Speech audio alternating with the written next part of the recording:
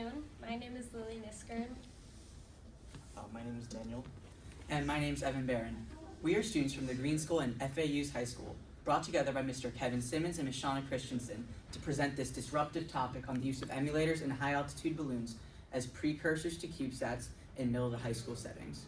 The Green School was originally created as a pre-K through 8th school for bright and curious learners. 2 years ago, they expanded, and Evan and I are inaugural students of the 10th grade class.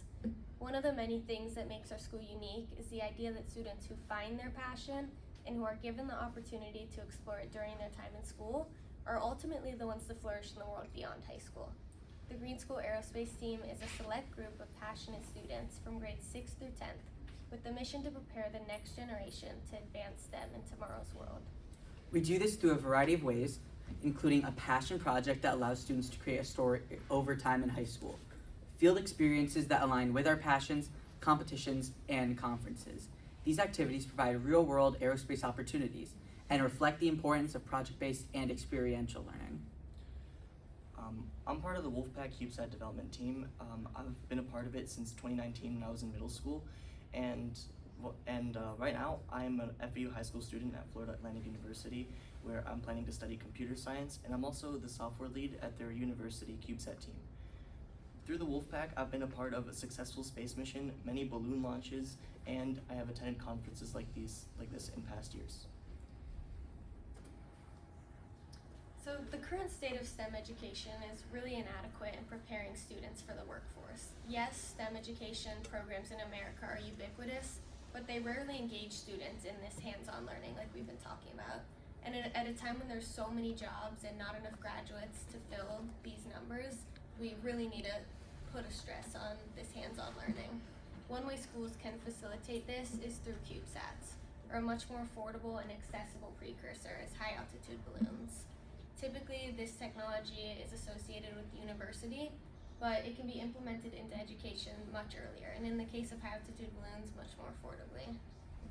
In addition to a deficiency of hands-on experience, another factor for the lack of STEM pursuits beyond high school is the lack of relatable mentors and industry connection. This is especially true for underrepresented populations.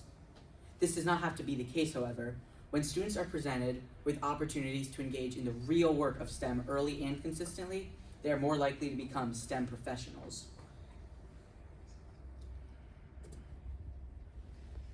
So a lot of schools just aren't able to implement a full-scale aerospace mission into their classroom, usually because of financial reasons, so there are more affordable alternatives that serve a similar purpose. For example, high-altitude balloons in particular are great for elementary and middle schools that don't have a lot of funding because they only require a few $1,000s. They don't require very much expertise to operate, yet they still go to the boundary of space and can research things like radiation or the stratosphere with scientific relevance. So they create a mission that is similar to a CubeSat mission but in a much lower stakes environment, which makes it perfect for practice or preparation, and HAB missions can also encourage a school to develop their aerospace program further once they start seeing results. For some schools, HAB missions are still just not accessible enough, so another alternative is actually CubeSat emulators.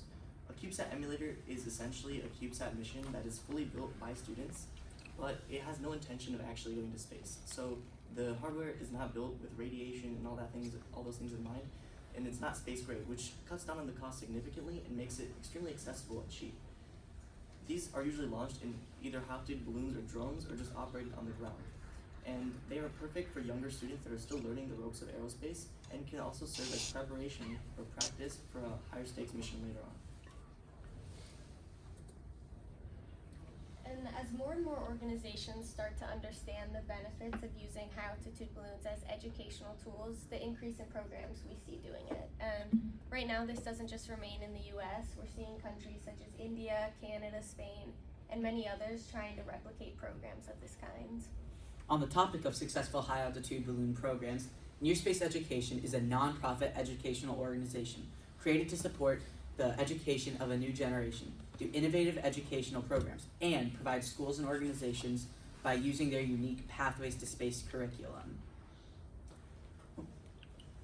The Pathways to Space curriculum is designed to incrementally train and develop student skills in using hardware, ultimately culminating in either a high-altitude balloon mission or a CubeSat launch. They also hope to encourage students' perseverance in the STEM pipeline in order to find the right place in aerospace for them. Their high-altitude balloon system can take inexperienced students to the point where they can build, launch, and utilize their own CubeSats and high-altitude balloons at the edge of space. This system and their project-based learning curriculum are necessary in order to train the next generation and allow students to explore their interests within a classroom experience. Overall, programs like NSC are vital in order to train the next generation of STEM. Another organization that supports this is the Civil Air Patrol. They do this through high-altitude balloon competitions where students have to prototype and design real high-altitude balloon hardware by competing with their peers for prizes. Their curriculum is offered nationally to teachers who wish to implement real-world aviation principles into the classroom. On a slightly different note, SpaceLink is developing a new type of high-altitude balloon that is capable of reaching mesospheric altitudes beyond the conventional stratospheric high-altitude balloon. The methods into building and utilizing the high-altitude balloons reduces the resources and the cost, while also allowing a more efficient way to experiment at the edge of space. Overall, programs like SpaceLink and Near Space Education are vital in not just training the next generation of STEM, but also keeping it affordable and accessible. With the creation of his CubeSat team, our mentor Kevin Simmons introduced a new concept into gifted education, which is blending industry and academia together. This is done through project-based learning, where students have to complete coherent projects and work together in teams. This helps them get a more coherent understanding of a topic while also developing their communication skills through teamwork. High-altitude balloons, for example, are an implementation of project-based learning. For a high-altitude balloon mission, numerous elements must be considered prior to the payload development and the launch. One of the most important of these is the creation of a launch plan. To execute this, one of several online landing predictors are used to plan the launch site location and predict the landing site location by simulating the launch configuration. Working with this technology in junior high and high school sets students up for aerospace-related careers, but many students feel there isn't a place in aerospace for them. For example, social cognitive career theory observes that women's preconceived notions of gender roles has an effect on student learning, specifically in regard to what women believe they can achieve in STEM fields. It's observed that women with role models develop more enthusiasm and confidence than women without. Overall, it's important for all demographics of students to feel there's a place in aerospace for them, as the more people there are, the more potential for the STEM pipeline. Here is the STEM pipeline shown, which highlights the leaks in the workforce, the importance of hands-on learning, and the graying of the workforce.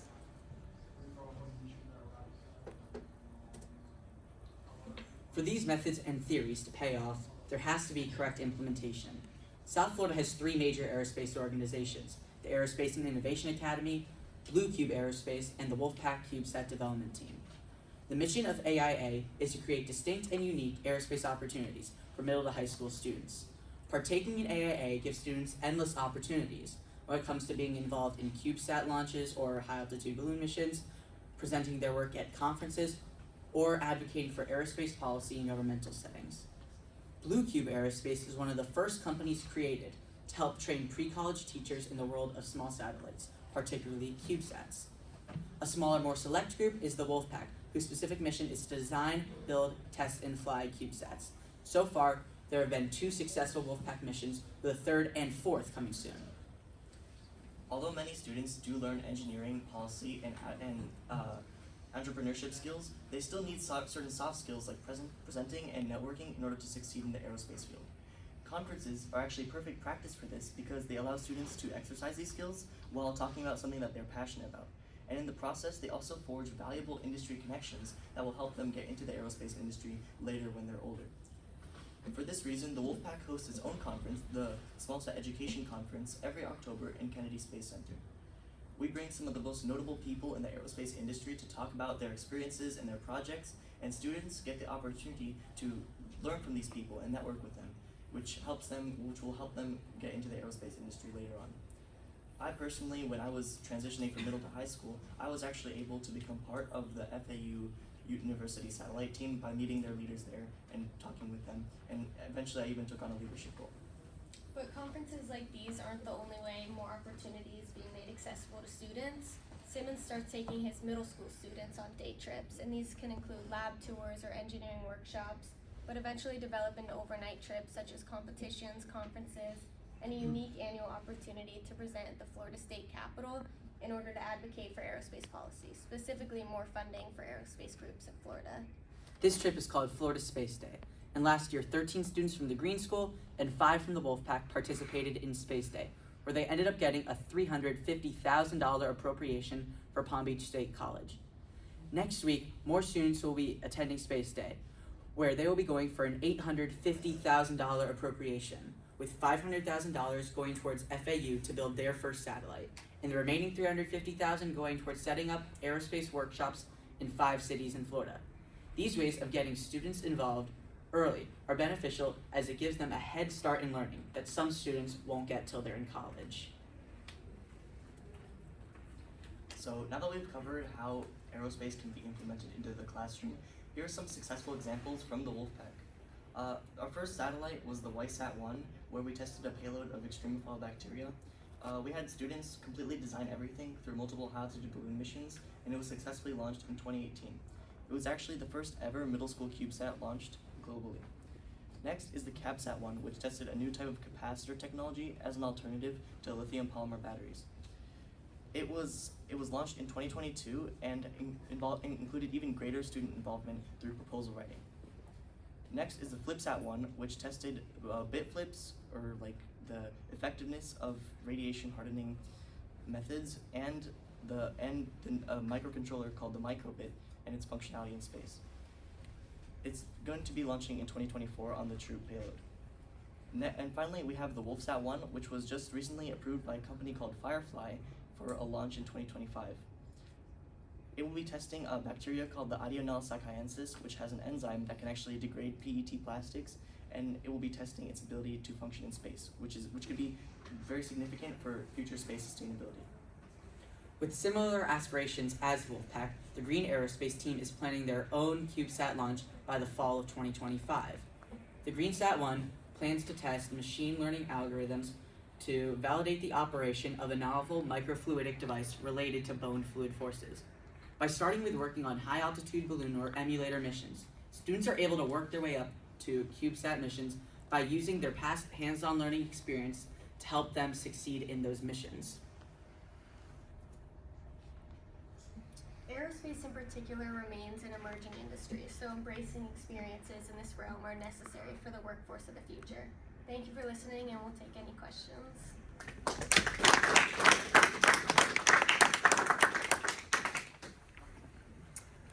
Question from the audience. Yes, sir.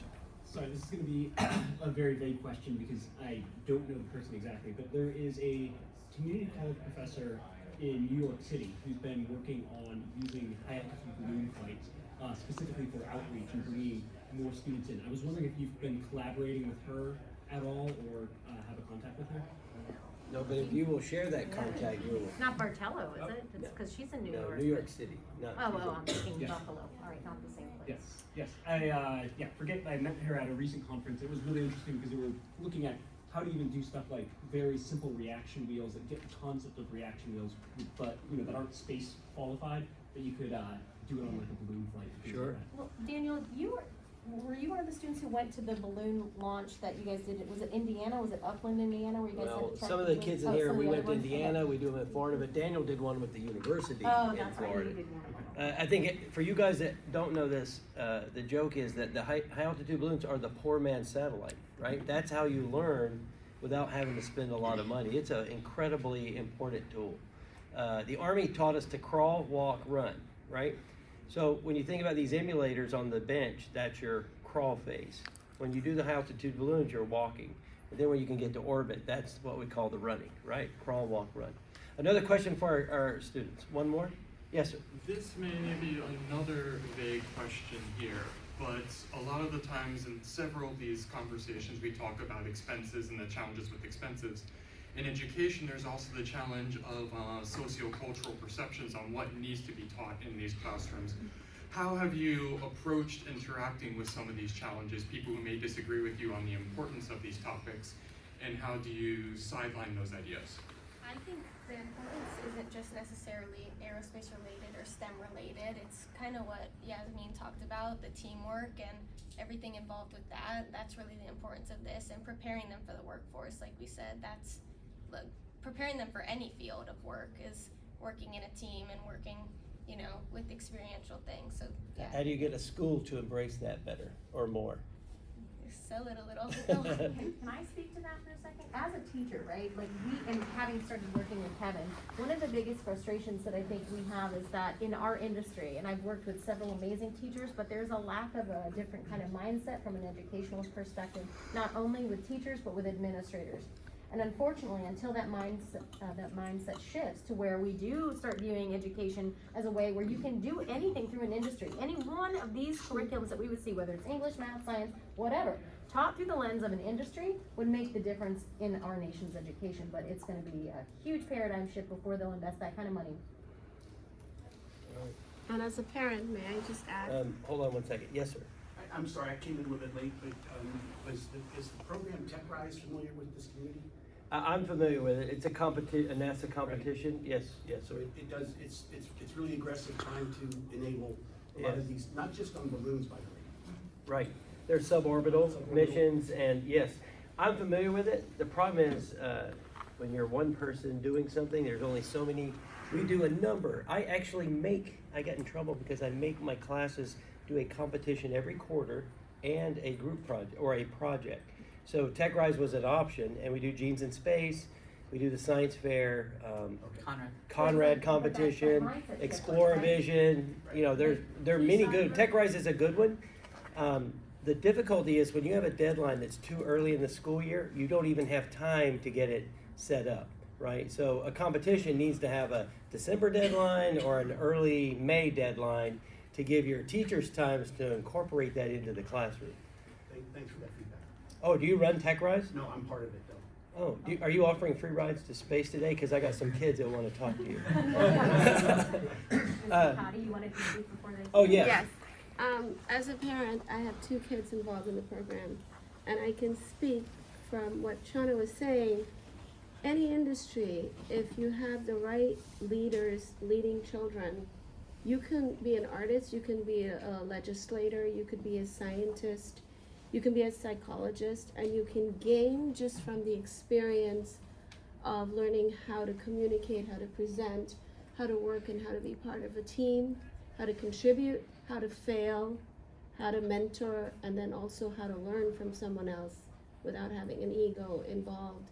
So I feel a program like this is basically right now, it's really up for grabs if the parents are interested in having their child have that experience and then seeking it out. And in some cases, I know programs like this will have scholarships and things like that available, but it's just like a small seed at this moment, starting and hoping to take root in the culture that's coming. That's how I kind of perceive it, and that's how I've experienced it for the past 4 years. All right. Do you have somebody filming me? Yes. Just to make sure.